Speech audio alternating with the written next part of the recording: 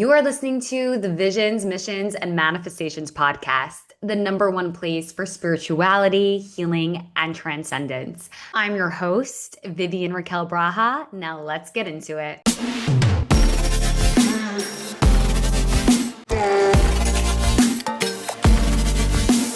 Hey there, it's Vivian, and I'm briefly interrupting this podcast episode because I've been working on something so special and I finally get to share it with you all.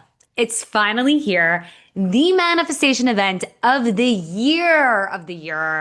Okay, so excited. Manifestation Live. Learn how to manifest the shit out of your life. On February 1st, I'm hosting the manifestation event of the year right here in New York City. And if you are in the soulpreneur, wellness, or healing space, or you've been craving deep healing, powerful tools, and real transformation, this is your invitation to be in the room.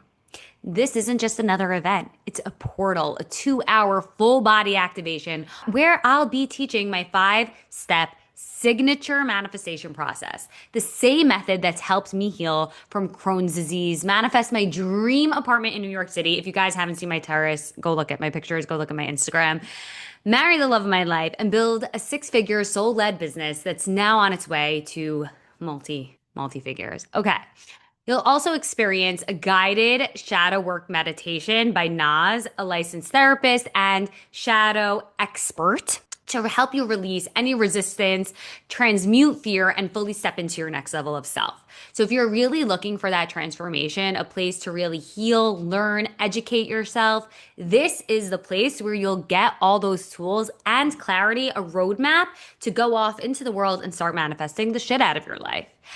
And you'll meet some of the most incredible facilitators who've impacted my own journey, like Maria, who is an energy healer, Naz, like I just said, shadow work expert, Dr. Joan, a holistic health practitioner, Katie, oh my God, for all our VIPers, Katie is gifting her manifestation coloring books, okay? You know how when you color, you just get into that meditative state. Imagine you're in that meditative state where you're most susceptible to rewiring your mind, and you're literally coloring manifestation affirmations. So you're really taking in all this positivity. And of course, we have Joy Duche, who will be facilitating and healing through sound and breath work. And last but not least, we have Sari Dana, body positive expert and author. So for all those VIPers, I am so freaking excited for you all to experience our facilitators, our sponsors, privately 45 minutes before the show starts, and then you'll also get a goodie bag to take home. Plus, everybody else, you'll get to experience the show, you'll get to experience the talk, learn so much, get all the benefits from Naz's shadow work meditation and Joy Duche's sound healing and breath work. So this is a room where expansion happens. This is a room where manifestations come into fruition. So if you've been feeling stuck, this is a really affordable way for you to get in the space, get in the room where people are actually doing incredible shit, breaking the barriers, breaking what it means to be human, doing things that every single day other people watching are just like, I didn't even know that was possible. And that is the exact mission, the vision of Journey with VRD. When somebody tells me, Vivian, how are you doing this? Or, oh my gosh, it's so incredible what you're doing and how you're helping people. And when people come to me and they're like, Vivian, I collapsed time. In 2 months, I manifested my soulmate. In 2 months, or 3 months sometimes, I manifested the most aligned friend group. I moved cities. I'm in a career that I can't stop talking about that's filling up my own heart. When people are doing these things, collapsing the time it takes, because before working with me, maybe it was taking them years, right?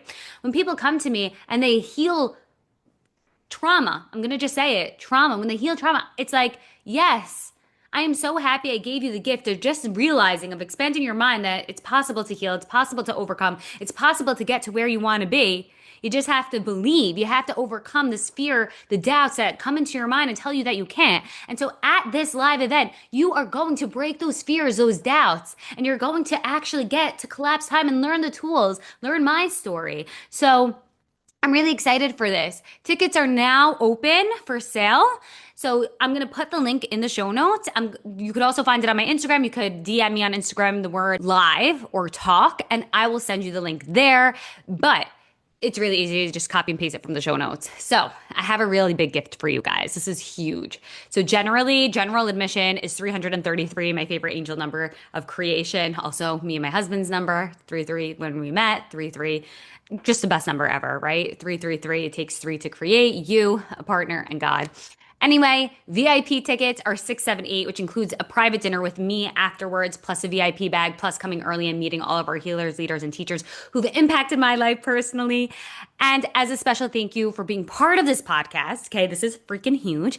You can use code podcast live, all caps, no spaces, for 50% off your ticket. So you use code podcast live at checkout for 50% off your ticket. But here's the thing, the offer expires November 8th. So get your ticket now. Tickets are flying, okay? Flying. I think we only have like 10, 15 left. So make sure you get your ticket. And if you've been waiting for a sign to get to your next level, that it is possible and you just need the tools, you need to be expanded by a room of people who achieve the things that they dream about. They don't just talk about it. I'll see you at Manifestation Live February 1st on Sunday. Okay, I'm so excited. Now let's get into the episode because this is a juicy one. So happy to see you. Thank you for coming back on the podcast for the third time. This is your third episode. And I just want to say for the listener, we are speaking to Naomi Salfati, who, by the way, her two other episodes that aired on the Visions, Missions, and Manifestations podcast are in the top 10 most listened to Whoa, podcast episodes. One of them being in the top five, and the other one being in the top 10. so proud. So proud. We love that. I'm excusing the way I look, but I am in the Journey with VRD hoodie for those that are listening, which are now on sale. So go grab yours. Run, don't walk. And now I'm just going to get into my little intro for Naomi. So welcome Naomi Salfati for the third time on the Visions, Missions, and Manifestations podcast. We are so excited to have you here. For those that are avid listeners, and I know that we have so many because happily and gratefully, and I'm so honored, I get messages every single day from you guys telling me which episode you're listening to, which ones you resonated with, and who you'd love to have on the podcast. So that's Naomi. You guys know her, but for those of you who are just tuning in for the first time, Naomi Salfati is a kabbalist, an artist. She was born in France, born and raised in France. Now she's in the US with us, so you might hear her accent on the call. And she's really just a powerhouse full of knowledge and information. And every single time I speak to her, anybody speaks to her, or anybody talks to me about her, everybody's just completely in love. So you guys are in for a big treat today as we talk about all things spiritual, spooky. So let's get into it. Yes, let's do it. So with spooky season right around the corner, some might say that we're already in it. I know we spoke about witches and angels in another episode, which I know I shouldn't even say the word. In this episode, I do want to talk a lot about, okay, well, what about fairies? What about mermaids? And what about just things that exist that are not seen with the naked physical eye? Yes, let's get into it. It is Scorpio season. So when we enter Scorpio season, we are automatically entering a phase of the year that is very deep and sometimes a little dark, right? The waters that are ruled by Scorpio are the deep and dark waters that belong all the way at the bottom of the ocean. So it's cold, it's intense, it has so much richness to it. And in Scorpio season, we are called to wonder what resides under the surface. What is this life that we don't see, but that we feel, that we know is there? And during Scorpio season, so we're all feeling it. This is universal. This is a time where we're called to go deep, to go deeper, and to face what's intense and spiritual. We're talking about the call of the soul. So we're all feeling it, and we're called to go there. And it is a universal feeling. So the best way to tackle it is to just, dive deep, go all in, and start asking from this deep part of your soul and see what resonates for you, what comes up for you. And I really love that because I think it's so cool when the astrological news, per se, for lack of better phrase, is so in sync with how we're feeling, right? It's so Yeah. funny that we might be feeling this need to dive deeper, and yet Mhm. we're in Scorpio season, which is all about diving deeper and leaning into the unknown. Exactly. I do want to say something really cool about the unknown that I've really been leaning into, which is the more we can be confident and trusting in the unknown, the less we allow fear to hold us back in life. Absolutely, I love that. And even more so when we are looking at this aspect of our life from the, let's say, from the calendar, right? It's also fall season on this hemisphere. So we are about to enter winter. We're about to sort of anchor down and be home and stay put. This is a time to go within. Hmm. And in this time, when there is less social noise, there is less fun, like this, like summer fun. We're less called to travel and to be bubbly and social. We're called to be home and make a fire and open a book. During this time, we are all pushed to go into a place of depth because we need it for the winter, for the spring, for the summer, for the year to come. We are building our foundation, and it's a foundation of spirituality. So before we actually close our doors for the winter and really get serious about life and what we want to accomplish, right? We're 2 months away from January, which means we're 2 months away from starting a new year, a new cycle. So it's time to get serious. What have you been up to this year? What do you want to build for the year to come?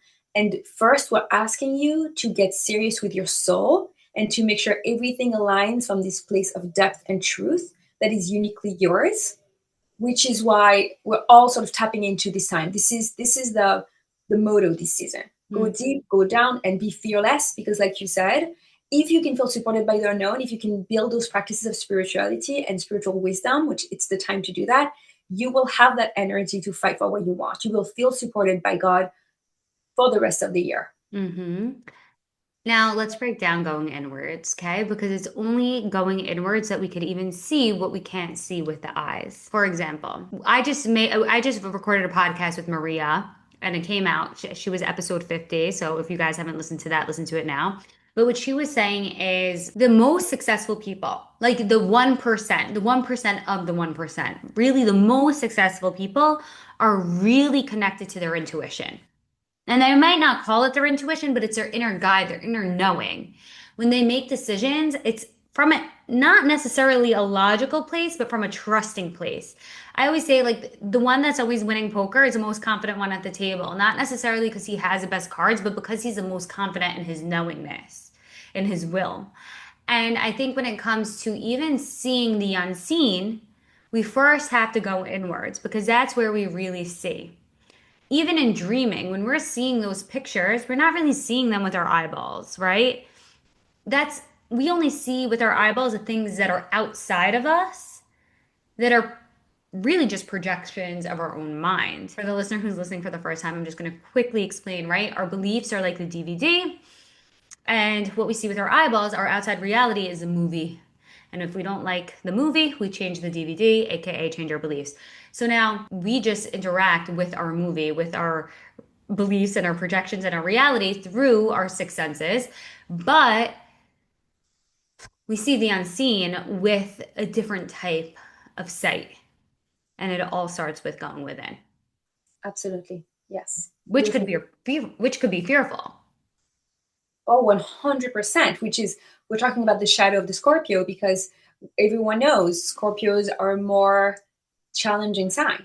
We all have the Scorpios in our lives that we love, but that require a lot of intention to be loving and kind to them because they could be, they could pinch, they could hurt, they could sting, or they Hmm. could be venomous. Scorpios could be very difficult. So we want to love them, we want to support them, and we want to know how they work.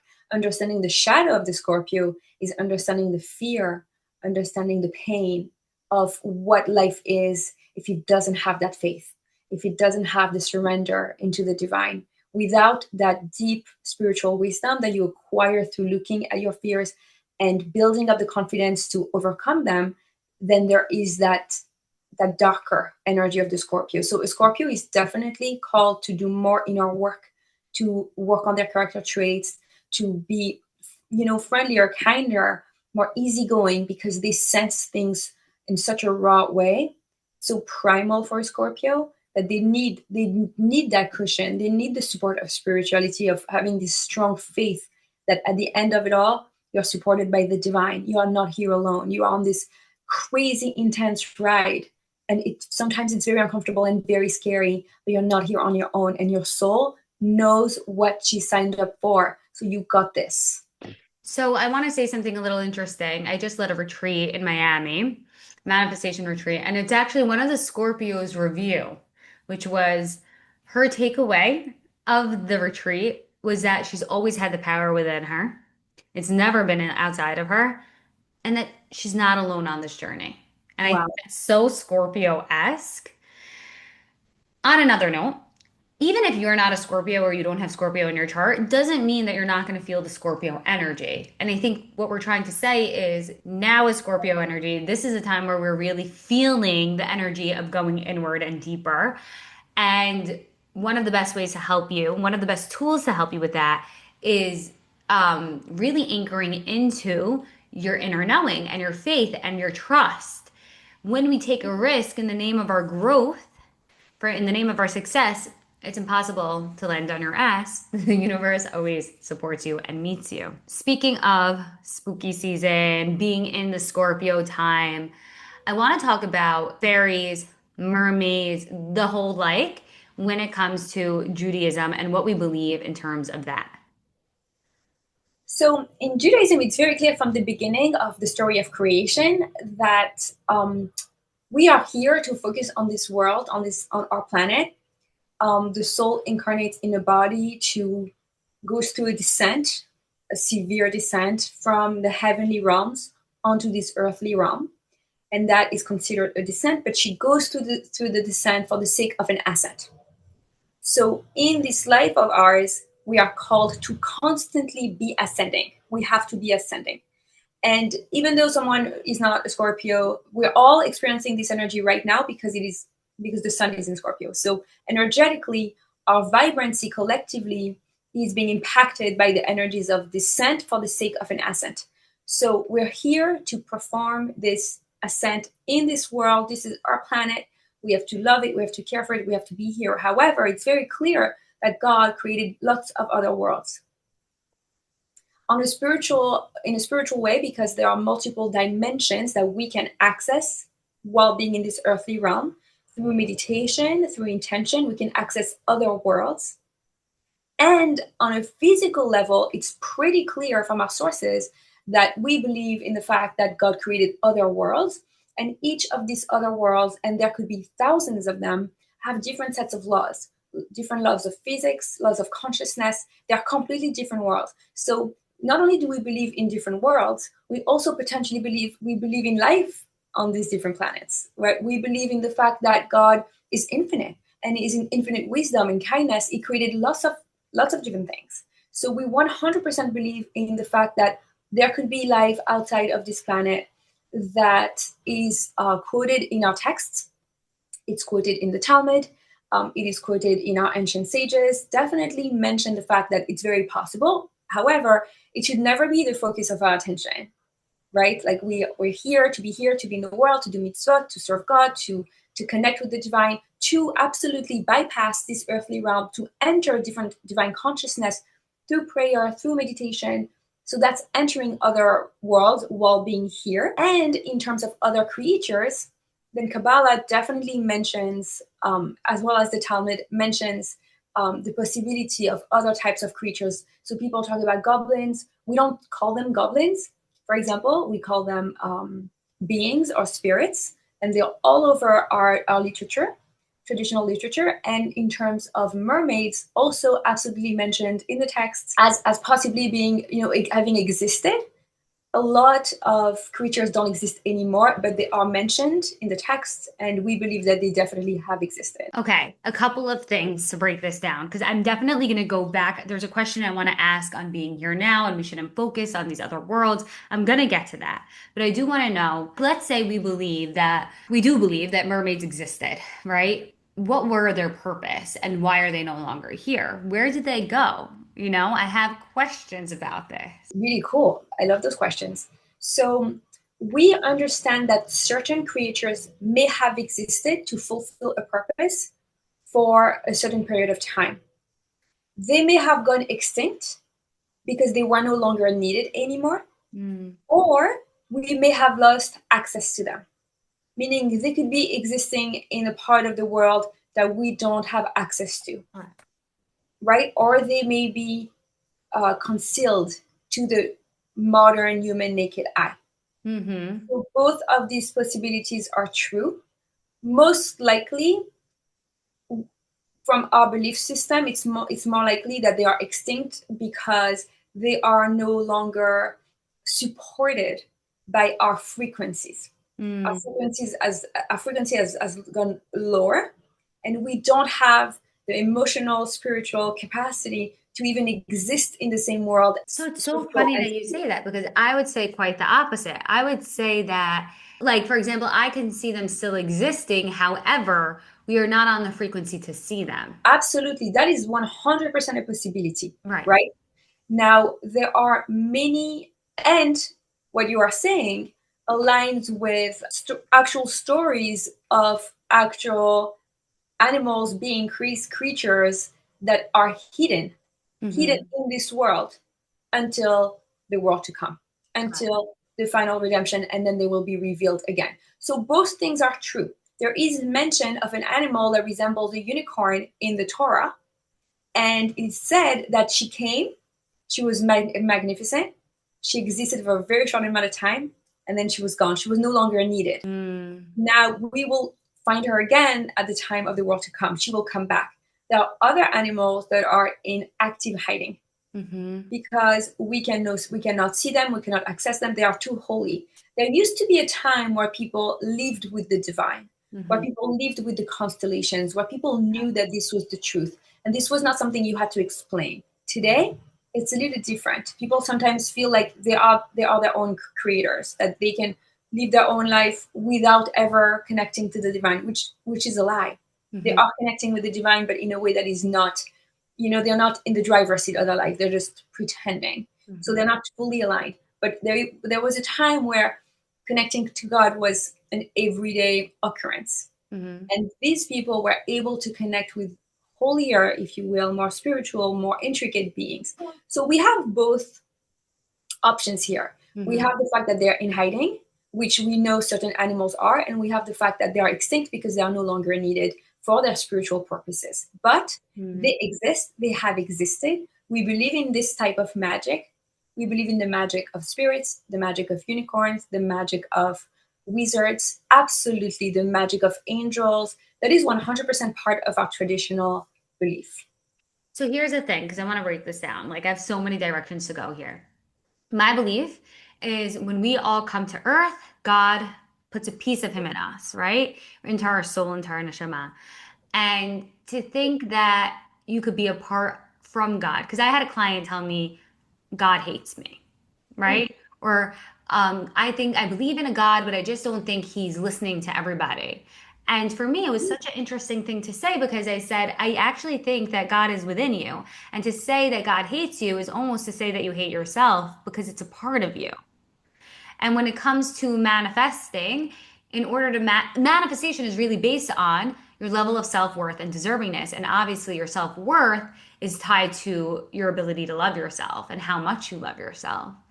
So to reject God is to reject yourself, because God is within you and you can't be separate from it. Okay. 100%. And I would argue that with her, I would further go into this conversation that I'm assuming that you saw patterns of lack of self-worth in this person, right? You are able to actually pinpoint her perception that God doesn't like her to the fact that she unfortunately doesn't truly love herself and can't fully show up for herself.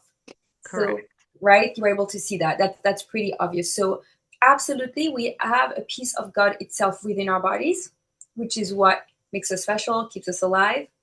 And to love God is to love ourselves as well as the creator of all. So it's on both end of the spectrum. It's knowing that God is in you, so it's you, it's personal, and it's loving yourself with your unicity, your quirks, your weirdness, everything that's special and different about you. And it's also loving God that actually creates sustains and maintains the world. Because God is within us and God is all knowing, when we limit our own potential, we are limiting God. Okay? So when we say, I can't do that, A, B, and C, or how can I, all we're doing is losing faith in what is possible for us and who said that we're capped anywhere. And I do believe that if you create it, you can see it, right? If you can envision it, you can bring it to life. And I do believe God created these unseen things. And if God is within us and we really connect with that part of us, we can see these things. And although we are meant to be here now and not concern ourselves with these otherworldly things or unworldly things, there are some of us, some people, humans, who do very naturally see what most people don't see. Okay? Yep. There are a lot of people, and I think just like you said, when things aren't needed anymore, they can go extinct, right? Like the mermaids, it's possible that they're extinct or that they're just living in another dimension. So too, if you weren't meant to see it, would you?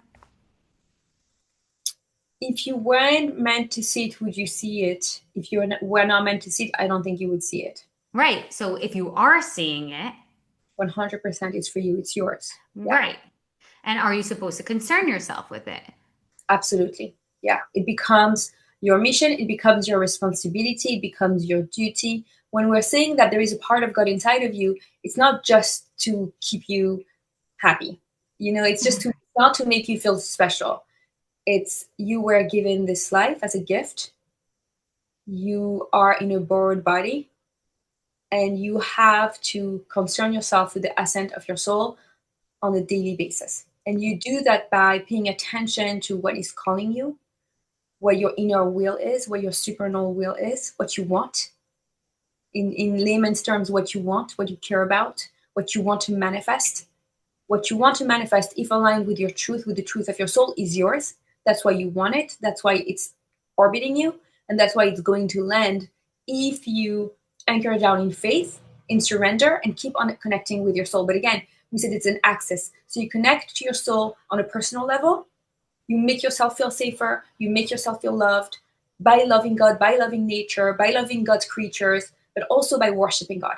Mm-hmm. But also by understanding that there is a bigger, greater power outside of you that's intelligent and loving that will make sure that everything you want comes your way. When people think that it's really up to them, they know that they can manifest the $1,000,000, the person, the marriage, the kid. They feel like they can't, and they're right. It's God that's giving it to them. Mm-hmm. So it's about knowing, it's about having confidence, having faith, having trust, and it's about surrendering and worshiping God. It's about saying, God, you gave me this desire. You gave me this desire. Therefore, I'm going to honor this desire out of self-love and out of love for you. Mm-hmm. I love that you said out of self-love and self-love for you. Because when I was on this journey back in like 2019, 2020, I was really committed to myself. I was really committed to unraveling what didn't belong and really just learning and growing. And a part of that was falling back in love with myself. I don't think I genuinely knew what it meant to love yourself until May of 2019. Wow. I did not know what it meant. I think if you ask somebody, do you love yourself? They're like, yeah. And then if you get on a deeper level, it's almost like a holy bleep moment of like, wait a second, I actually don't love myself. Like when you really look at it. Mm-hmm. And as I went on this journey, a lot of my spiritual gifts opened up. And I think it's because part of loving yourself is really connecting with God. And God is there, and God is there to show you and make life easier. I think a lot of people get confused and they think that life is a punishment or you're meant to struggle. I think it's just to remember who you are. And yeah. Absolutely. And to take this point even further, everything you're saying is 100% true. This is why when you are blocked, when you feel I don't love myself, actually, I don't believe that God loves me, because every day I go against my desires. I Mhm. go against acts of self-love. Every day I perpetuate my limiting beliefs actively, subconsciously, but I do it actively. This is when something like astrology can be extremely useful. So we're still in the realm of spirituality, of what's hidden. The constellations are not so obvious, right? We see the stars at night. When it's dark, you can see the light. So paying attention to your astrology, you can see, oh, wait a second, I am meant to love this way. I am meant to have this type of job. I am meant to be a stay-at-home mom. I can relax. If you're going to be looking outside of you all the time for what society says is successful or good or happy, you may feel a discrepancy with what you want and what is. And then you're in this constant conundrum of who am I? What do I want? I don't feel seen. I don't feel safe. So astrology, as well as spiritual practices that keep you in remembrance, in constant remembrance with the root of your soul, make you feel so much more at ease in the world. We are meant to be unique. We're meant to do things differently. And the soul chooses its tikkun and chooses its incarnation and chooses its astrology. So you will remember that you made a commitment to come to this planet with this tikkun in mind. Mm-hmm. And that provides so much just relaxation. You can just Yeah. ease into the mission, ease into the manifestation instead of being your own worst enemy by not fully sitting with your desires, with your inner will. For the listener who does not know what tikkun means, do you mind explaining what that is? Absolutely. So tikkun means repair, Mm-hmm. and it's about repairing the cracks in the world by unifying creation back to its creator. So whenever we bring the light of the creator into the world, we perform a tikkun, a repair. Because originally we were in a world of light, Mm-hmm. and the vessel of the world cracked, and we have to bring the light back to its source. On a personal level, a tikkun is a journey of repair. Mm-hmm. So my tikkun is what I'm doing here in the world to repair my soul story, my own personal journey. So tikkun is both universal and it's also personal. So it Which is, functions. yeah, I think which is so interesting because our relationship with God is both within us and universal. So Exactly. it Yes. matches. I read this book by Maureen St. Germain, who was also a guest on the podcast back in season one called Waking Up in the 5D. And she explains the different dimensions like this. She says the 3D is the world we see with our eyes and we interact with our like physical senses. Then in the 4D, that's where she would say the unicorns, the mermaids, all these things live. And then the 5D is a world of possibility. What would be your take on that? Um, so I think that's interesting, and I'm sure there's a lot of truth, to what she shares. There is in the way that we believe in the fairies and unicorns and spirits, they can very much be in the 3D. Mm-hmm. We believe 100% that spirits and beings and angels belong in the 3D. Will you see them with your eyes? You may sense them. You may sense them so loudly that you see them. You may hear them. The mermaids were here in this world, they were in the 3D. Right. The unicorn existed in the 3D. A lot of mythical creatures that we call mythical, that actually are part of our story, will come back in the 3D. Mm-hmm. This is what we believe. However, we have the capacity to access other worlds, other realms, so probably the 4D and the 5D, through prayer, meditation, and intention setting, which could and should happen ideally on a daily basis. So we're talking about going in nature, meditating in nature quietly, and speaking to God. And that, in that state of being, you can transfer worlds. Mm-hmm. Very practically speaking, when you meditate on the letters of the alphabet, when you look at the letters of the Hebrew language, the alphabet, the Hebrew alphabet, and you sit with an intention, you can be transported into a different world, a different Kabbalistic world, which would make you travel, essentially, go from the 3D to the 4D to the 5D and bypass the 3D, bypass this world, access a different world just through your own 3D activities. Right. So what I want to say too is all of this is existing at once. So you can be in the 3D and experience the 4D, the 5D, the 6D, and all the dimensions. D just is short for dimension. Okay, you know what? I was not planning to go in this direction, but I think it's going to be fun. So we're going to go in this direction. Let's do it. So, a few months ago, I was sleeping and I wake up right before the alarm to this little girl, brown hair, so smiley, so happy, and she is so excited to see me.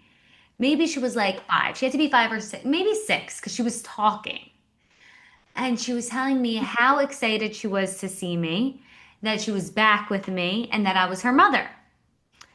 But it didn't feel like a dream. It felt like I was just in another vortex because it didn't even feel like a world. It was like we were literally in this bubble together. And after that, I woke up and I tell Michael. Anyway, I go about my day and I'm cooking dinner for like 16 people. And when we cook, we're really in this flow state. And now I hear her voice again in my head. And it's very loud, telling me how excited and how happy, like really, really happy. But from how clear I heard her, I think I have schizophrenia.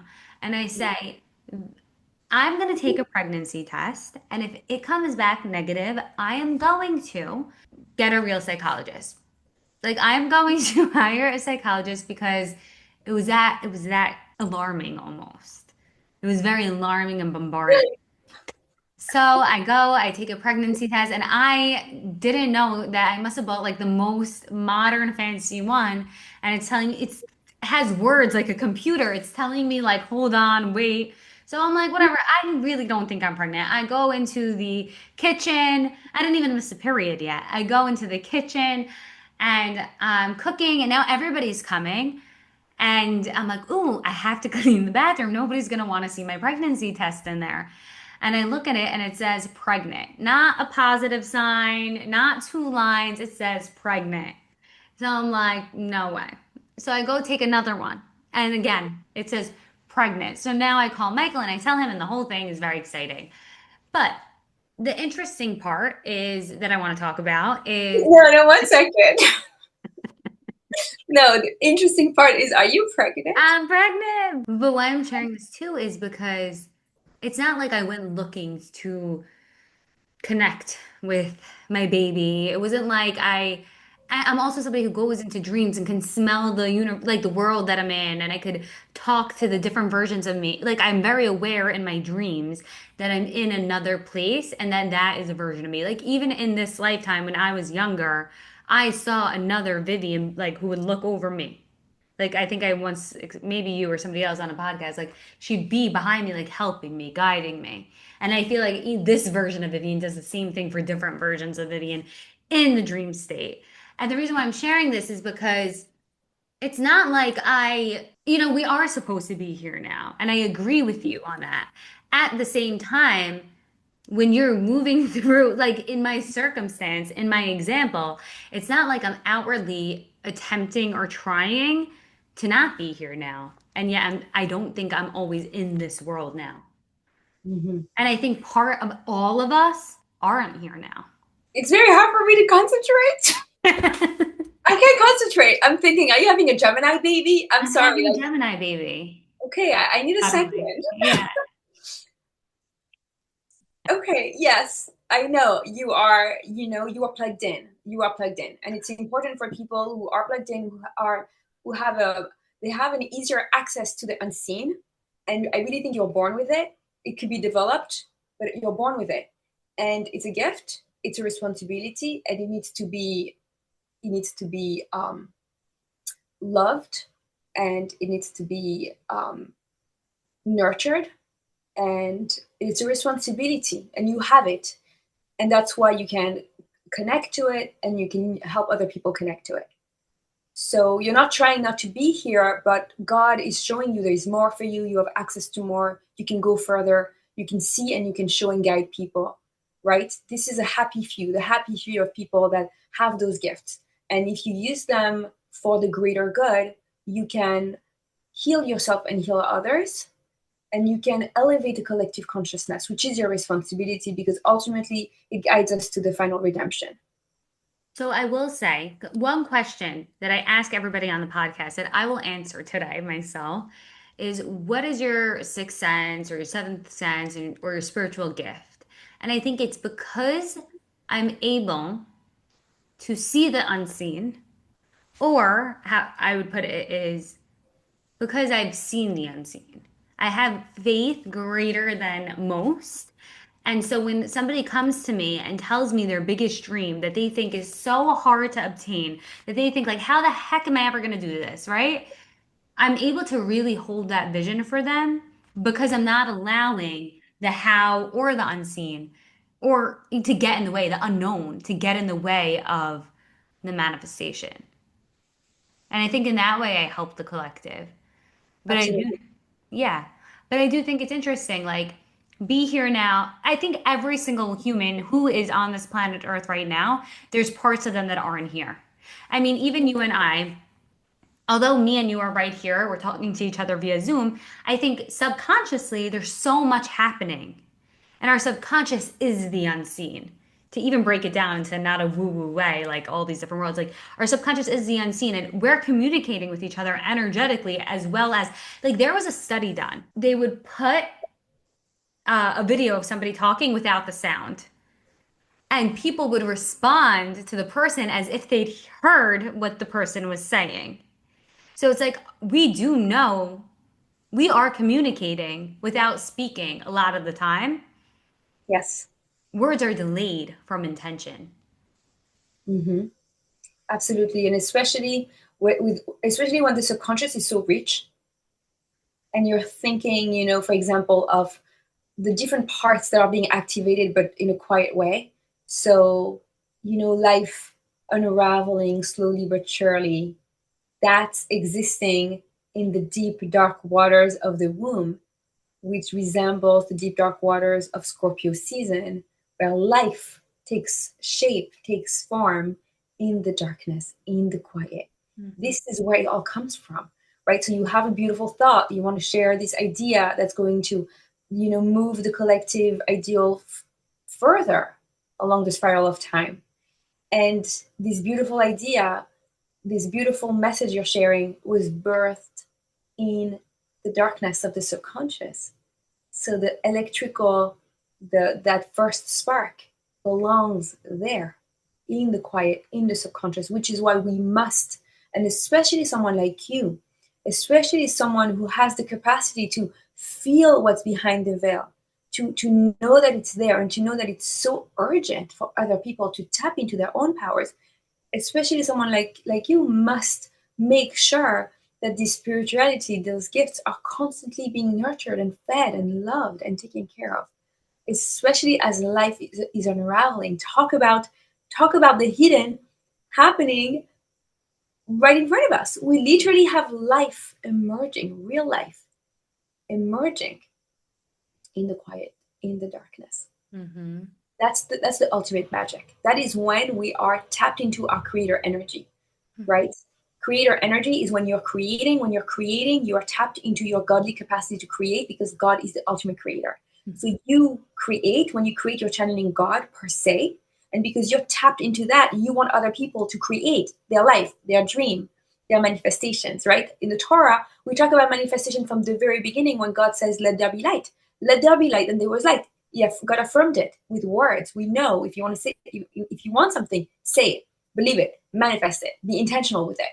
By Yehor, there was light because God spoke it.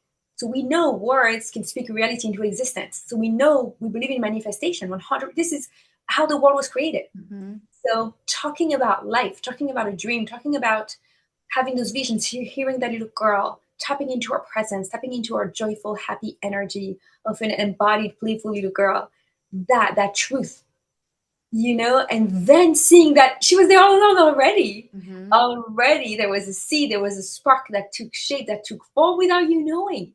So I do have a And you are a Gemini moon, yes, I am a which Gemini. the moon is how you mother, and we're having a Gemini baby. So just saying. So perfect. So perfect. Yeah.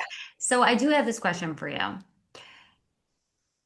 I have a client who will say things like, but is it selfish to want more?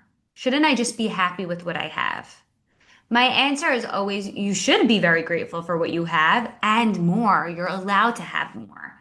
And part of life is experiencing different perspectives, different experiences. That's how we grow.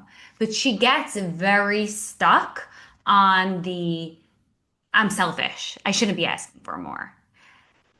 What would you say to her? Because I really do believe that we're meant for more. So I would make sure that what she is trying to manifest, what she wants, is anchored within the truth of her soul. Mm-hmm. Are you manifesting from your soul or are you manifesting from ego? Right. If you're manifesting from ego, which means you're saying, I'm manifesting the next Chanel bag, I'm manifesting a career with lots of money, I'm manifesting this guy that, looks very good, and I only want a guy that looks really good. If that's what you're manifesting, but the truth of the matter is you really don't care for these things and you think you want them, you think that that's what you have to manifest, you will never manifest them and you're going to be very uncomfortable with even wanting them. You Mm-hmm. think that you have to want them. But if deep down you can sit with your desire and you could see where it's coming from. Do you want money because you want freedom? Do you want to feel free? Do you want to feel connected to God because God is free and you want to be free too? Do you want a beautiful house because you want to host because you love people? Do you want to meet a man because you want a family because you desire to be loved in a sacred union?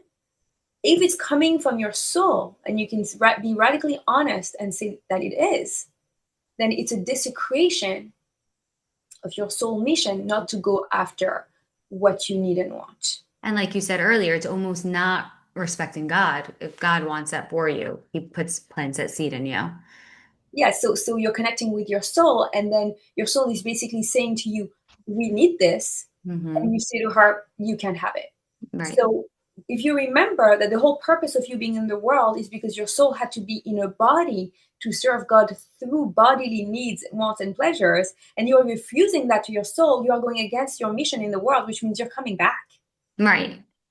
Right. You could do that if you want, but if I were you and this was actually coming from your soul, I would go after what I want. I would get it. I would stop being afraid. I would stop being small. I would stop listening to my evil inclination that's telling me I'm worthless. I would not listen to societal programming that tells me I'm not godly, I'm not divine, I'm not infinite, I'm not eternal. I would stop all of these negative dark energies and I would go after what my soul needs and wants so I could fulfill my mission, save myself and save the world. It's a responsibility not just to you, but to the world, because as soon as all the souls are done with their work, Mashiach comes, exile ends, and we have the final redemption where God comes back to live with us. Mm-hmm. If you want that for your family member, if you want that for Israel so they can stop having a war, if you want that for, if it's too much for you to want for you, then want for others. Mm-hmm. If that helps you, that's fine. Do it. Get yourself that bag, get yourself that man, get yourself that money if it's going to help redeem the world. Mm-hmm. Don't be selfish by not working on your ego and your lack and your scarcity mindset and Right. staying small, because when you do that, you're doing the whole world a disfavor. We're all waiting for you. We're waiting for you to get that bag, get that man, get that money. Let's go. Let's go. Now, coming back to our spiritual gifts, because I know we're on a time crunch today. For those who are waking up to their spiritual gifts, who've always known they had them, and I do believe everybody has them, what would you say are some of the routines, habits that one can do in order to really grow them? So let's talk about spirituality on a daily basis. Because if we're saying this is important, Mm-hmm. then you have to give it time and energy, right? Time is your greatest currency. So if you believe something is worth anything, you have to give it time. Mm-hmm. And let me add another aspect to your question, which is raising a human being. Let's talk about, you have this pure being in front of you. And I think we can all reach that pure, naive, open state, Mm-hmm. right? If you are to look at your inner child, if you are to look at a client who is very lost but wants to connect with the divine, or if you are to look at a child or your future Gemini baby, how do we anchor in those spiritual practices so life becomes a playground of connecting with the divine, being tapped into your talents and your intuition and your gifts? So, first thing is, first thing you do when you wake up in the morning, as soon as you open your eyes, to anchor the day with gratitude. So in Jewish practices, we have the prayer called Modeh Ani, which literally says, grateful I am. So the first word is not even I am grateful, but it's grateful I am that you have returned my soul back to me. Thank you for believing in me. That prayer, which is a prayer that one must say while still in their beds, anchors your day with thank you for the gift of being here. I am on a mission and you believe in me. Mm-hmm. So you remember the gift of life and you can remember that you are connected with God and God sent you here knowing that you could do it. Mm-hmm. And that anchors your day and then it anchors your weeks, your months, your years, your life. Mm-hmm. Starting with Mode Ani. Then another very simple but strong practice is as you are in bed, to try to focus on one thing in your surrounding that brings you a lot of joy. And if you have nothing in your ultimate surrounding that brings you joy, then fix that. You should, Mm-hmm. before getting out of bed, see a picture, a plant, a person, anything that brings you joy. Sit with that and try to emulate the feeling of joy in your body. So, Mm-hmm. feeling gratitude and joy physically before getting out of bed. When you do that, you have anchored somatically in your body what it means to be grateful, to be happy, to be in joy, and to be ecstatic for this journey. This is going to help you. Then anchoring back the day, so the bookends of the day, Mode Ani in the morning, as soon as you wake up, and Shema Israel before you go to sleep, before you close your eyes to sleep. So anchoring with these very small prayers brings in surrender, remembering the greater force at play, a loving, wise, kind energy that's here to support us. Surrendering, right? When the soul leaves the body at night and returns back to the heavens, we're sending her off with a prayer. Is that really where the soul goes though when we're sleeping? Because can we live without a soul? You cannot live without a soul. No. So, okay, because if your soul is with the heavens, because remember, soul I don't think is a heart, it's a separate thing. So the soul is with the heavens while we sleep, then where am I when I am in a different world?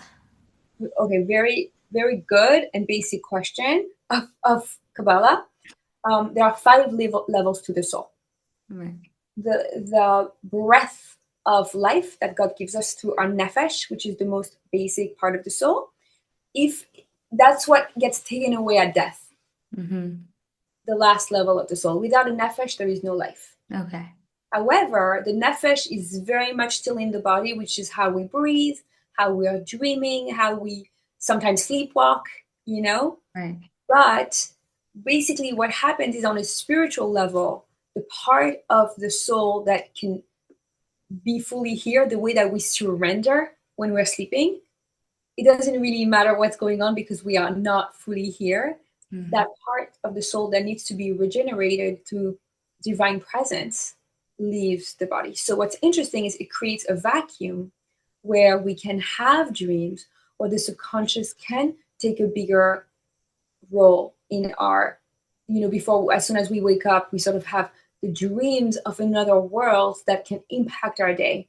So it is in this liminal state that we get to access so much depth and so much spirituality. So yes, we are alive, we're here in the body, but a part of the soul goes back up, comes back when we get back up for the day, and we say thank you for having the soul back. And before we send her off at night, we say Shema Yisrael. So for a child and for a young person, for someone who's just starting to practice, for someone that needs very simple, basic spiritual practices, those are extremely potent and very simple. Another very good practice and important practice is to be in nature. Mm-hmm. Yes. When you are in nature, essentially you are bypassing this earthly realm because your soul connects with what is infinite about nature, how ancient the trees can be, how nature is cyclical but always comes back, how faithful nature is to God, right? The sun rises every day, believing in God, doing its job, serving the collective.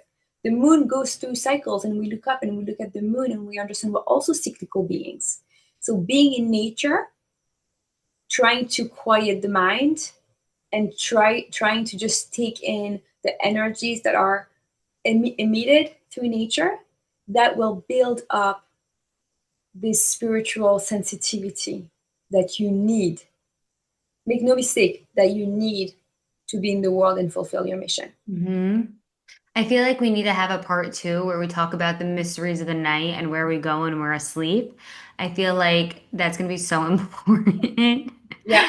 But I do know that you have to go. So if anybody here wants more of Naomi, you can follow her on Instagram at AstroTara. When I was introducing Naomi, I obviously forgot to say that she is also an astrologer. Yes. And I have now a membership. If you want to join a monthly class on the astrological and spiritual energies of the month, we gather at every new moon collectively on Zoom. And we also gather a second time in the month to see how the astrological energies affect you on a personal level. So you, Vivian, are Scorpio rising, correct? Correct. So the Scorpio's energy are affecting your sense of identity. Scorpio is in your first house. And the way you see the world is through transmutation, transforming pain to power, dying and being reborn, raising from the ashes. That's your phoenix energy. That's your power. And what we do in this monthly class is everyone brings in their birth chart and they see where is Scorpio landing in their chart. Is it in Yeah. first house, second house, first house of identity, second house of finances, seventh house of marriage. And we see how this month is going to affect you. And we have a membership, so people have a forum, they talk to each other online, and we meet twice a month. And there's lots of really fun content on all the spiritual practices associated with this season. Ooh, this sounds so incredible. Thank you so much, Naomi. This Vivian, is I'm so great. excited. Hey, if you like this podcast episode, please download it, give us a nice review, and follow us on Instagram at Journey with VRD to get all the latest and the greatest updates. Till next week.